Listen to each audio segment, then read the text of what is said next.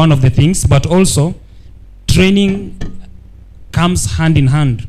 A lot of fish producers, if they are not given enough knowledge in terms of how to produce, how to market their fish, it really makes it very hard for them to be able to have that kind of, to streamline that kind of operations. So from accessing the fingerlings, somebody has to already map out the whole journey until the time that they're able to get to market. You don't have to get caught like in an emergency whereby now I have 1 ton of fish and I don't know where to take the fish. It really comes back to, did you really have the right knowledge before really starting the business? Because with that clear business plan, you are able to know when to do harvest and when to even put more fingerlings for the next stock. Yeah, thank you. Maybe I'll check. Do we have time for more or do we close? We can continue? Okay. So as we're looking for the next question, I can also contribute to that answer a little bit. I'm not an expert in this and I'm more or less repeating something that someone much smarter than me said in another forum. We have a problem of overfishing in our shores, but it's not necessarily, if I can quote what Bwana Mohammed has said here, the data is more counted as net imported fish to Kenya because it's not Kenyan vessels doing this fishing in the deep waters. So maybe one way to balance the need for increased production of fish and the gap of demand of fish is to establish Kenyan vessels that have regulations around where they can, what can fish, and all of that then within maybe sustainable practices, having regulations around how much can you fish, when can you fish. All of that will help the sustainable, making sure that we keep the environment healthy.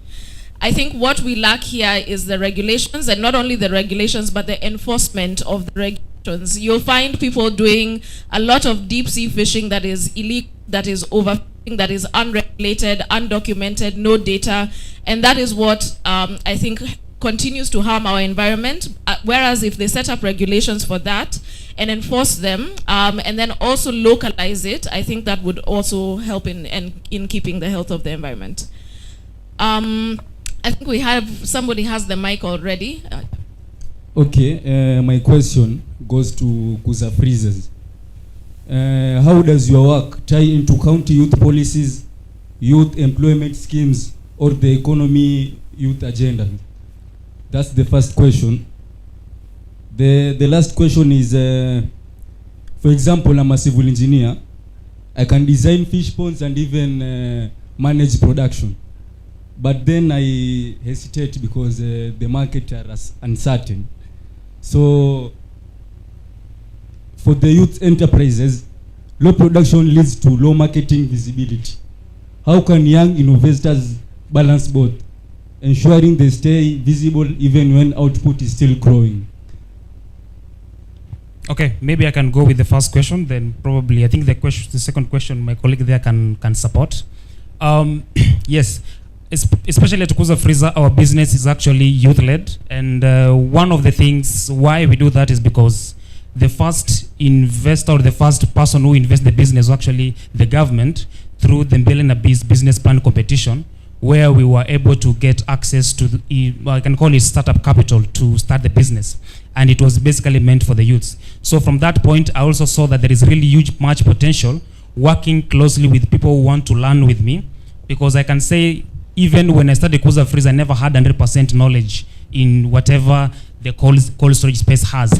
But it has been day in, day out building on skill set and also overall business development knowledge. So I really believe in working closely with other youth because number one, we really have that energy and resilience in really pushing the limits and making sure that we are able to at least take the business to the next level.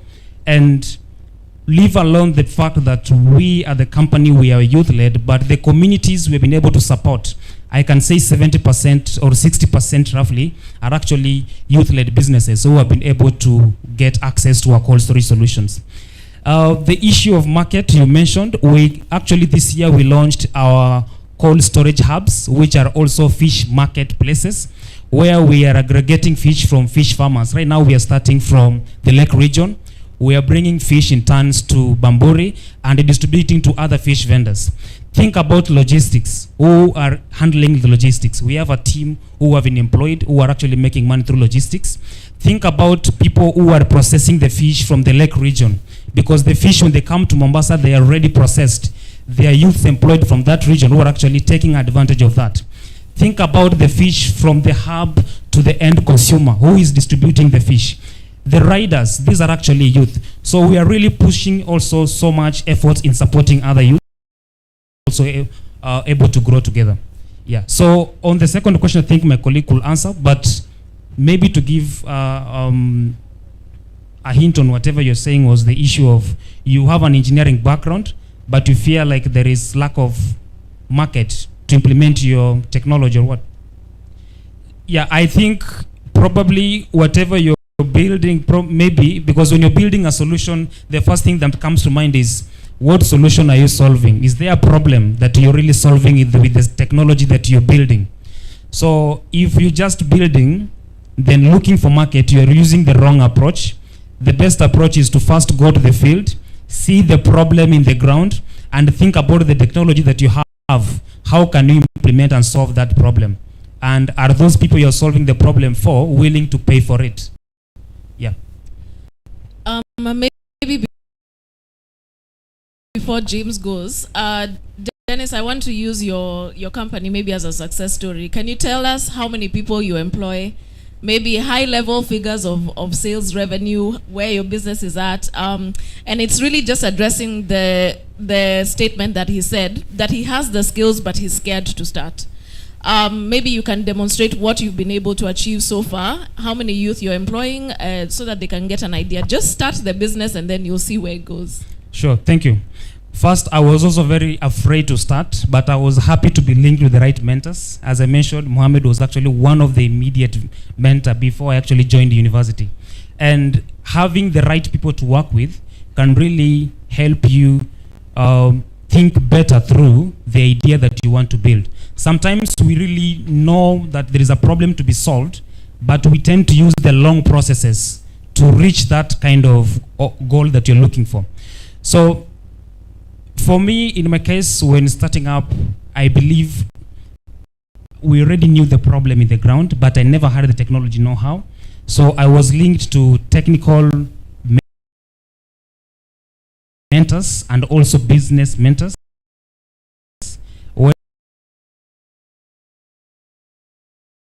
I was specifically trained in how to have the right knowledge to build the solution that I believe is going to solve X problem.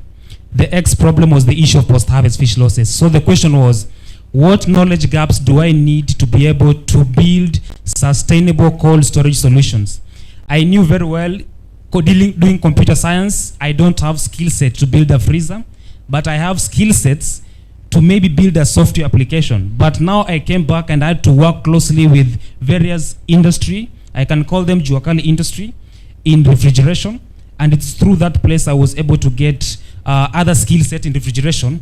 And now combining the technology, the electronic skills I have from the university and the hands-on training I have from the Juakali industry, I was able to think of having a better cocktail to be able to build Kuza Freezer.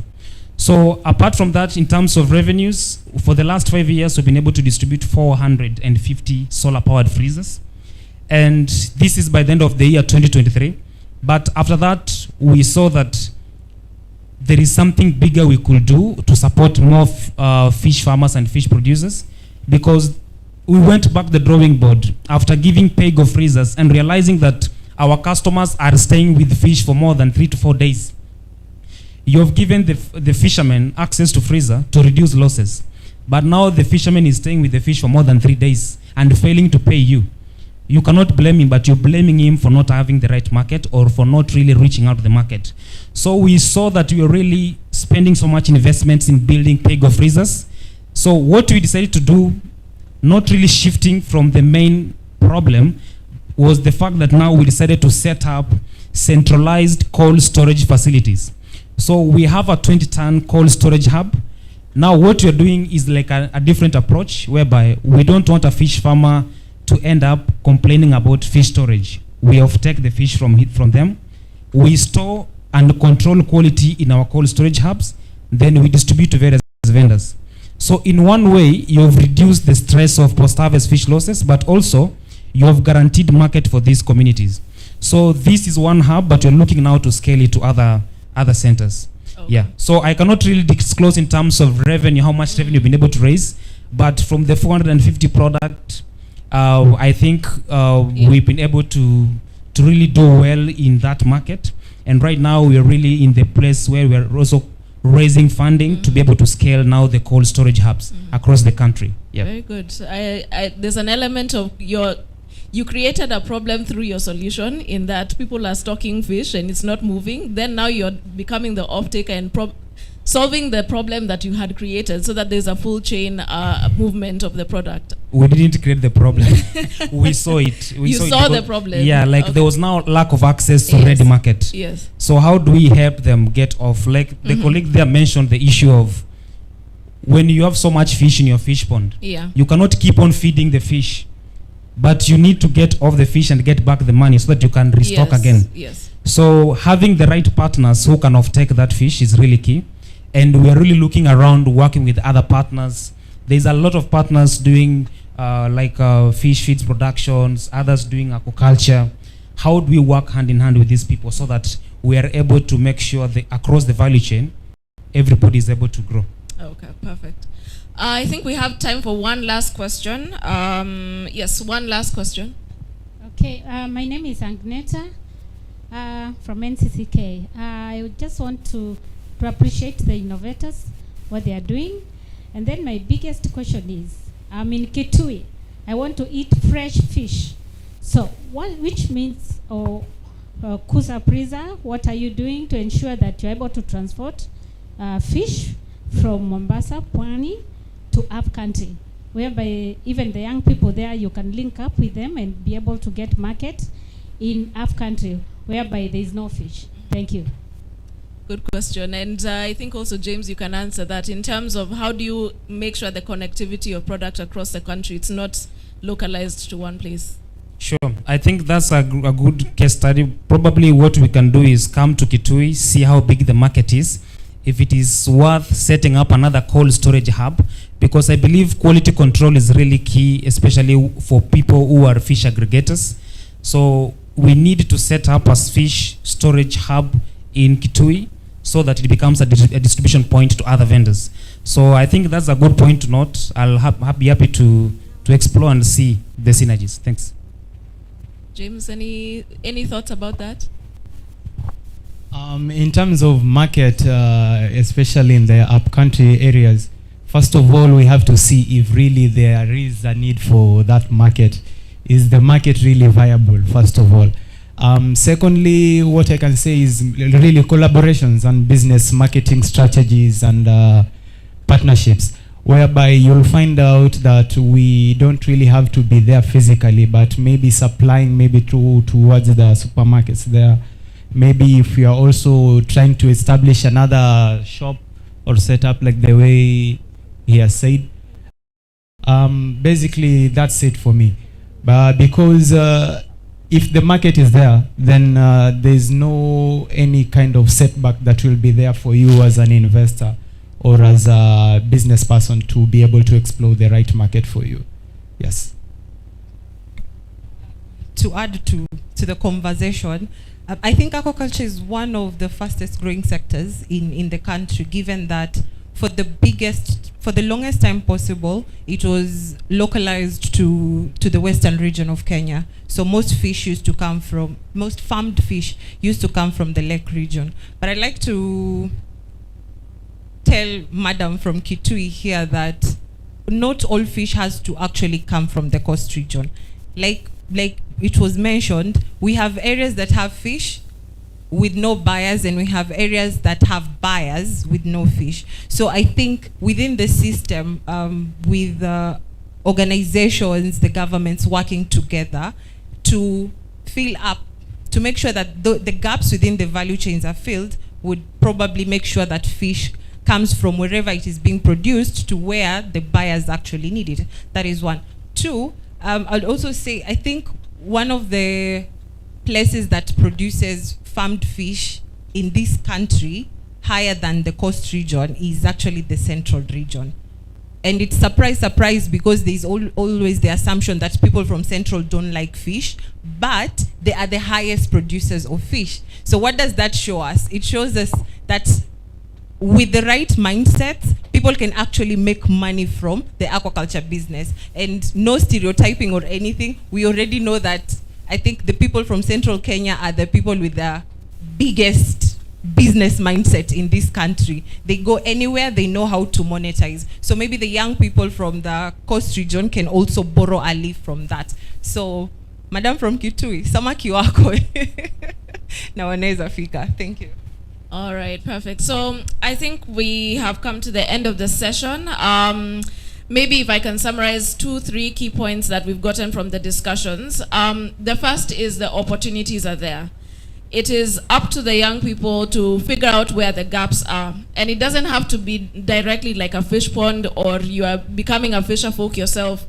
Become innovative. Think about the services around these value chains. Think about where can you make some money, where can you get some training, increase your capacity and knowledge in the sector, and then plug in. So I think that's one of the things is establishing where the gaps are in the different nodes and figuring out a business that can close those gaps between the nodes.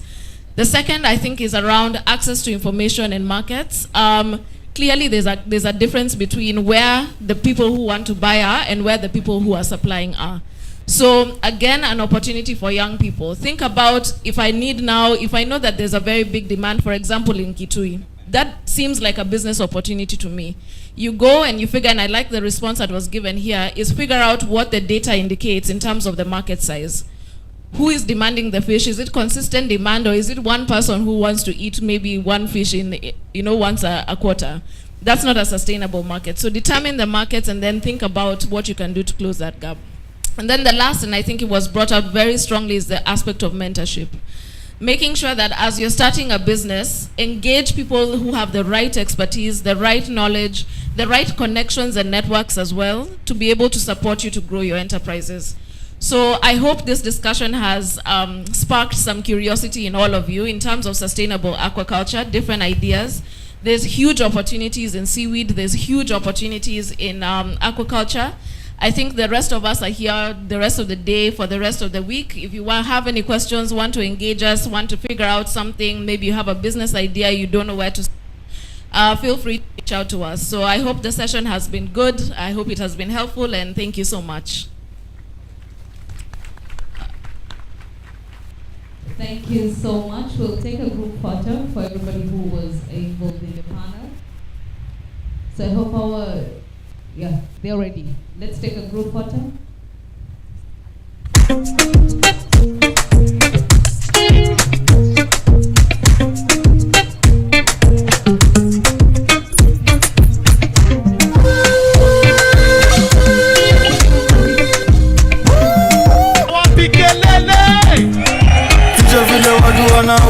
Energy vizuri tamashani dance na mimi zonikani wanaleta maiza mabani tunaka vizuri dance na mimi kisha vile watu wanaweka energy vizuri tamashani dance na mimi zonikani wanaleta maiza mabani tunaka vizuri dance na mimi stand. All right, before we head out for lunch, I have an announcement. A colleague of ours has lost his phone. It is a Samsung A03 with a maroon cover. He left it somewhere, so if you see it, please bring it to the MC's table. Apart from that, we are breaking for lunch. All the sessions in the afternoon will be happening here. So let's meet here at exactly 1:30. See you in a few.